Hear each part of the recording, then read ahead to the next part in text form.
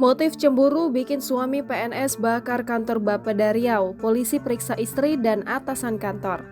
Motif cemburu diduga kuat mendasari aksi nekat pelaku inisial I membakar kantor Badan Perencanaan Pembangunan Daerah Riau, tempat istrinya bekerja sebagai aparatur sipil negara pada Selasa 1 Februari 2022.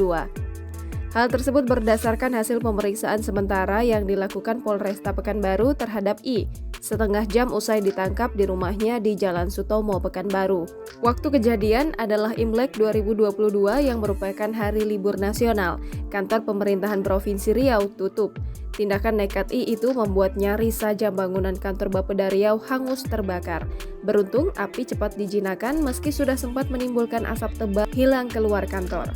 Kapolresta menjelaskan kalau pihaknya akan mengusut tuntas kasus yang diduga dilatari motif dugaan cemburu tersebut.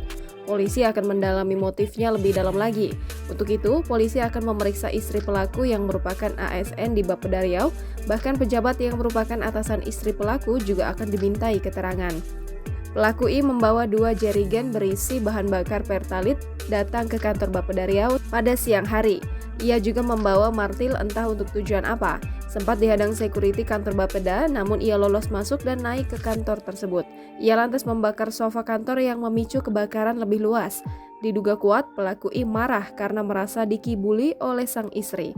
Itulah yang menyebabkan dirinya mengamuk lantas membakar kantor Bapeda.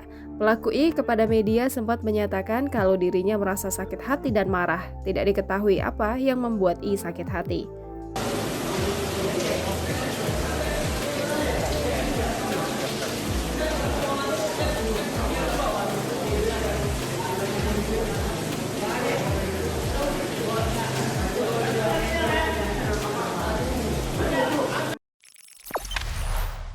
Jangan lupa subscribe, share, komen, dan like ya!